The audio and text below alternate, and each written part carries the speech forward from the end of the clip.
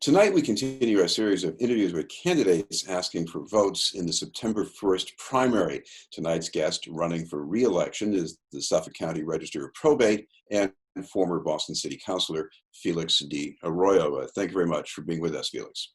My pleasure. Thank you for having me in the show. I appreciate the opportunity to talk to the people. Felix, the office that you work in, it has not been in the news very much lately. And are there some changes going on there that you'd like to tell people about? Well, you know, it's not in the news because there's nothing wrong happening. I have been leave to do the job that I was elected to do.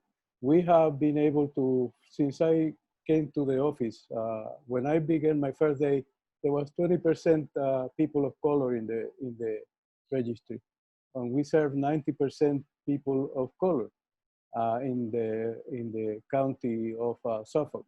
That include Boston, Chelsea, Revere, and Winthrop. So obviously that was not a representation that we were proud of. So through the process of selection that we do, we'll interview every candidate with 3 people from the court system. We do the process based on the human resource process that is done by the trial court. And yet we were able to increase that to 65% people of color. There was no other language but English at the registry when I arrived. Later, there was one person that speaks Spanish who left the office. Now we have people who speak Haitian Creole, Spanish, Vietnamese, and Cape Verdean Creole. So obviously, we have increased the capabilities of accessing people, although we also have a translation system for the people.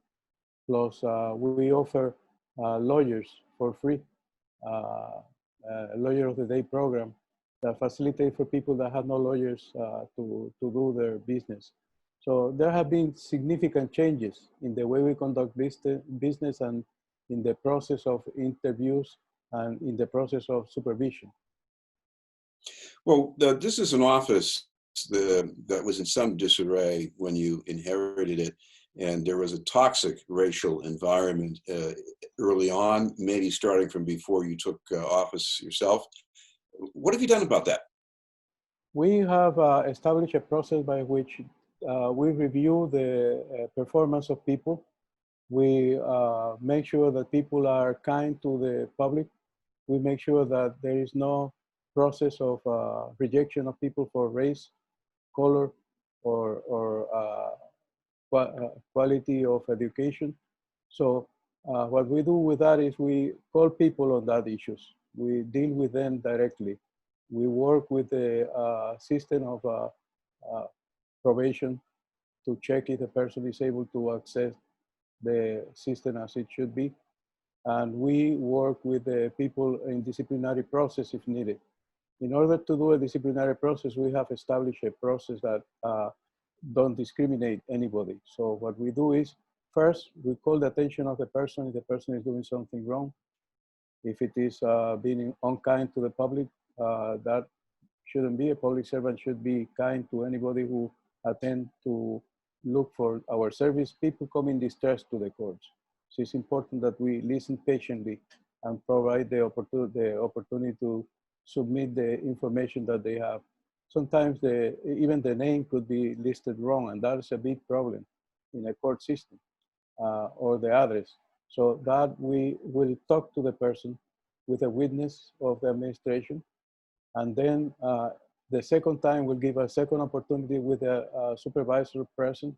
The third time we'll call for a finding disciplinary process, and the fourth time it faces either suspension or an ability to suspension without pay for doing the same problem over and over.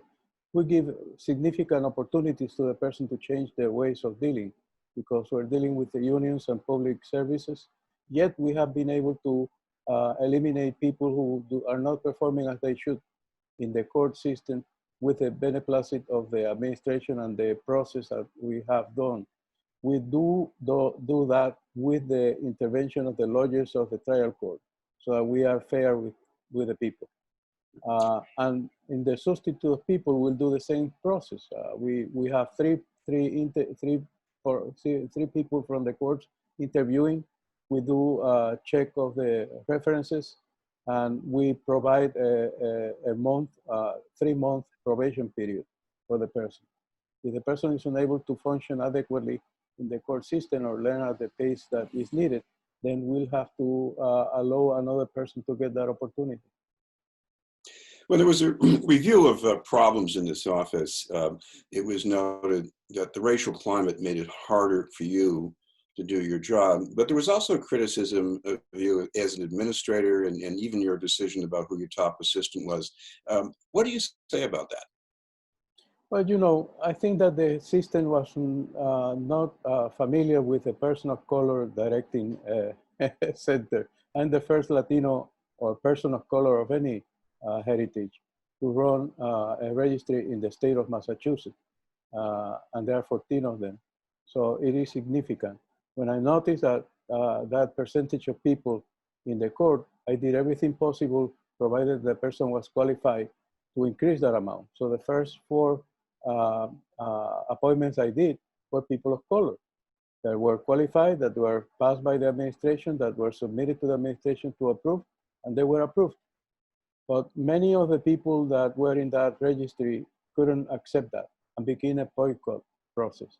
And of course, that was difficult to deal with. Boycott like getting a file out of place in the file room, which have over 15,000 files. Process like submitting the paperwork that people submitted and not docketing it, not putting it into the case. Things that were difficult to track down. So therefore, they created a mess. We were able to solve that mess, or to prove that there was a racism and the process was not done by the changes that we were provided, but by the rejection of the changes.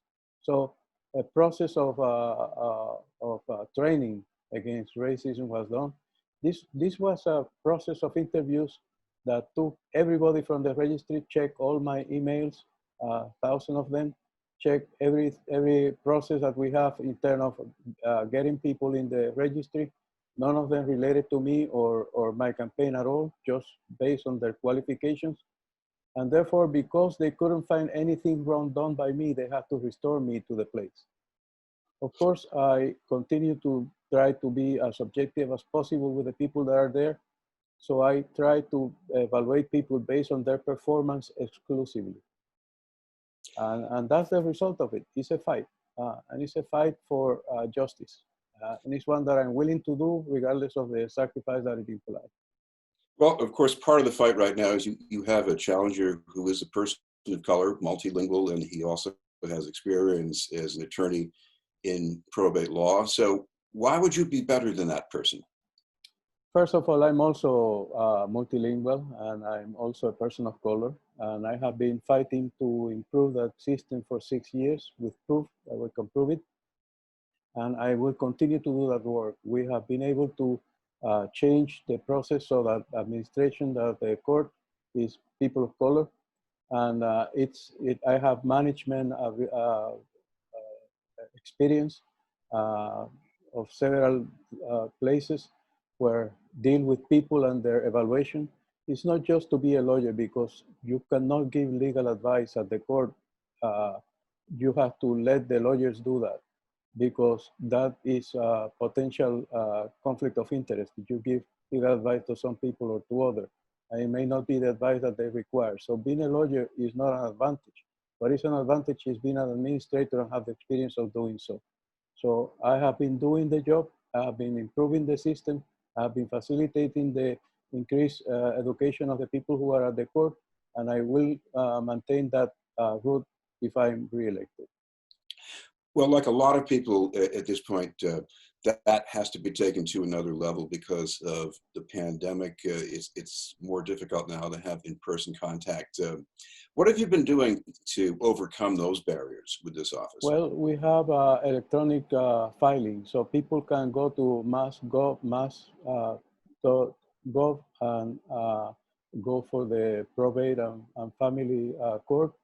And there will be forms that they will be able to do by getting into the system.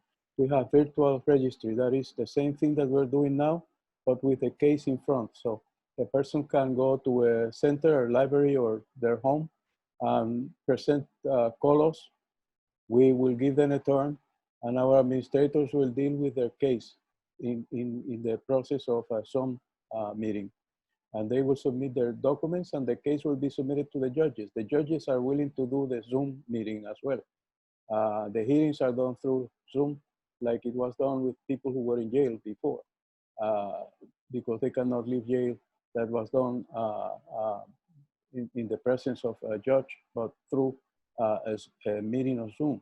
So that is the alternative that we have provided to people. They don't have to be directly there to process a divorce, to change their name, to deal with the case of facilitating the money for the children, and that kind of things that are essential for the life of the family.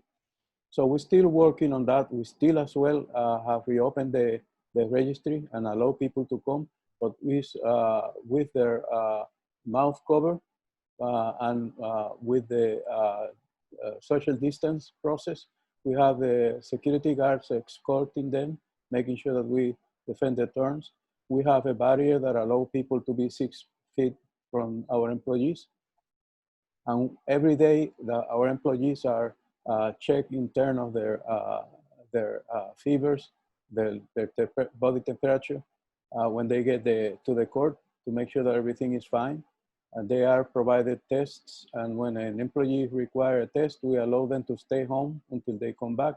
So we have put in place a lot of processes to facilitate the health environment for our employees and for the people who visit us, as well as access through through electronic media, so that they can do their business.